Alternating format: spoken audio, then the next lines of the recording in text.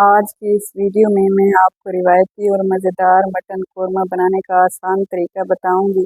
इस रेसिपी की मदद से आप घर पे ही मज़ेदार मटन कोरमा बना सकेंगे और गोश्त इतना नरम के मुंह में जाते हैं घुल जाए और बोटी टूटेगी भी नहीं। बिस्मिल्लाहिर्रहमानिर्रहीम। अस्सलाम वालेकुम। कैसे हैं आप सब? हैप्पी रहें, हेल्दी रहें, अच्छे अच्छे पकवान खाते रहें, बनाते रहें। आज की इस वीडियो में मैं आपके साथ मटन कोरमा की रेसिपी शेयर कर रही हूँ। ये बनाने में बहुत ही आसान और खाने में मज़ेदार है। सबसे पहले मैंने मटन ले लिया है, तकरीबन 1.5 किलो जितना मटन है ये। इसको मैंने अच्छी तरह वॉश करके छलनी में डाल दिया है ताकि इसका पानी सारा निकल जाए और ये अच्छी तरह पानी निकल के खुश्क हो जाए। एक पतीला ले लेंगे, उसमें मैंने प्याज ब्राउन कर लूँगी। ऑयल डाल लिया है मैंने इसमें।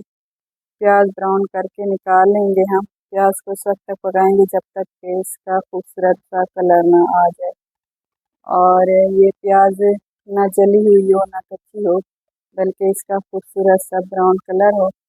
तो अब हम इन प्याज़ों को निकाल लेंगे प्लेट में और इन प्याज को हम पंखे की हवा में फैला के रख देंगे ताकि ये सारा प्याज अच्छी तरह खुश्क हो जाए और हमने इसको फिर क्रश करना है और खुश्क होने की वजह से ये अच्छी तरह आराम से क्रश हो जाएगा।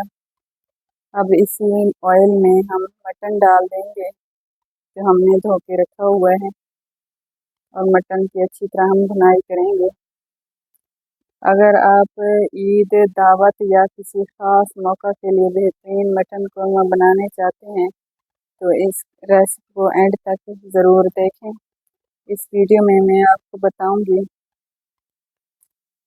असल मिसालों का इम्तिजाज, गोश्त को नरम करने का राज और तली हुई प्याज को सही तरीके से बनाना।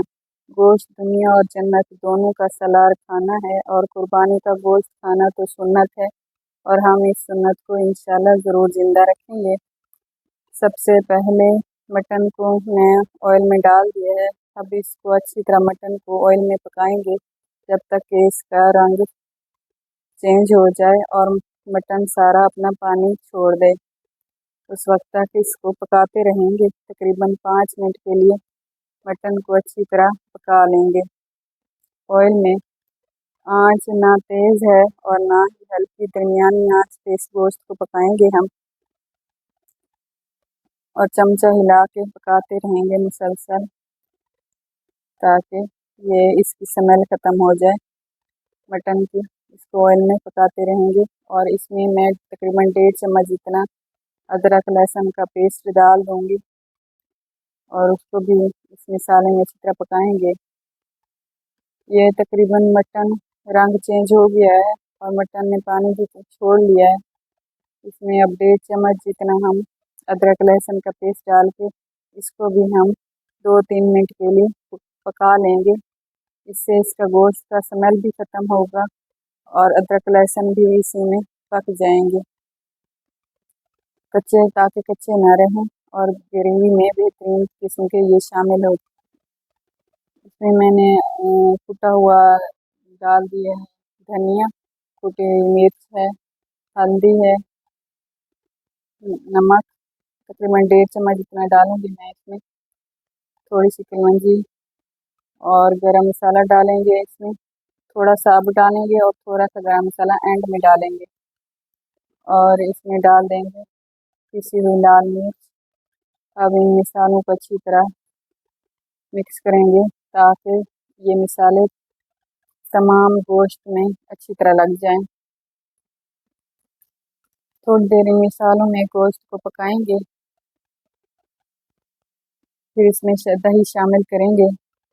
आपके पास दही ज़्यादा है तो ज़्यादा डाल सकते हैं, नहीं तो 1 कटोरी लाजमी डालें। अगर दही नहीं है तो स्किप भी कर सकते हैं।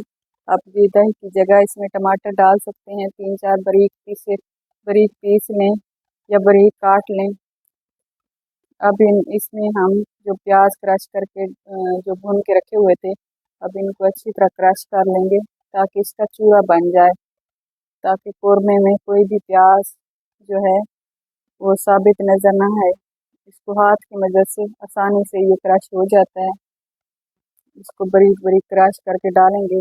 इससे इसकी ग्रेवी दानेदार बनेगी, बहुत ही जायकेदार बनेगी ग्रेवी इसकी, प्याज इस तरह क्रश करके डालने से।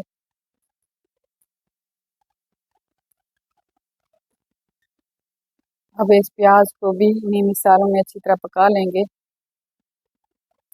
और इसमें दही डाल देंगे।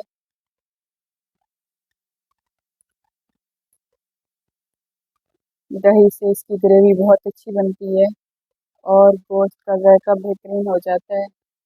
इसको अच्छी तरह मिक्स करेंगे तमाम चीज़ों को, जब तक दही अपना पानी खुश्क कर ले।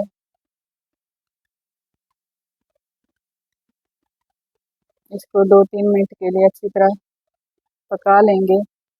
अब इस गोश्त की मुकम्मल स्मेल तकरीबन ख़त्म हो चुकी है और मसालों की खुशबू आना शुरू हो गई है।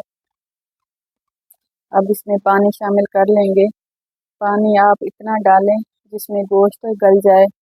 ये जानवर पे होता है, किसी का गोश्त जल्दी गल जाता है और किसी का देर से गलता है। तो आप पानी डाल के चेक करते रहें जब तक गोश्त ना गले, उस वक्त तक इसको पकाना है। तकरीबन 1.5 घंटा लग जाएगा। अगर आप कुकर में पकाएंगे तो आधे घंटे में गोश्त गल जाएगा मुकम्मल, और अगर आप ऐसे खुले बर्तन में पकाएंगी तो 1.5 घंटा लग जाता है। इसको ढक के पकाएंगे। गोश्त मुकम्मल गल के तैयार हो गया है। इसको ज़्यादा यही होता है कि गोश्त गल जाए, तब तक पानी भी डालें, उतना पानी डालें जिसमें ग्रेवी भी रहे और गोश्त भी अच्छी तरह गल जाए। बेहतरीन ग्रेवी दानेदार बन के तैयार हुई है और बेहतरीन कोरमा, मटन कोरमा बन के तैयार हुआ है। अब इसको हम सर्व करेंगे। बहुत ही खुशबूदार कोरमा बन के तैयार हुआ है। जिसको भूख नहीं भी होगी वो भी ये खाएगा इंशाल्लाह। इतनी खुशबूदार जायकेदार कोरमा बन के तैयार हुआ है और बोटी इतना अच्छी गली हुई है कि मुंह में जाते ही घुल जाए। आप इसको अपने हिसाब से गार्निश कर सकते हैं हरी मिर्चों और अदरक लहसुन के साथ, अदरक के साथ और धनिया के साथ। गोश्त बहुत अच्छा गला हुआ है। गोश्त अच्छा गला हो तो कोरमा खाने का मज़ा दुबाला हो जाता है। बहुत ही खुशबूदार मज़ेदार कोरमा बन के तैयार हुआ है। ये लग ही नहीं रहा कि घर में बनाया हुआ कोरमा है। बिल्कुल देख का खुशबू आ रही है कोरमे से और देख की तरह ही लग रहा है कि देख का सालन है। आप भी इस तरीके से एक दफ़ा ज़रूर बनाइएगा और फैमिली के साथ एंजॉय कीजिएगा और कमेंट में मुझे बताइएगा कि आपका मटन कोरमा कैसे बन के तैयार हुआ है। और मेरी वीडियो को लाइक और चैनल को सब्सक्राइब करना ना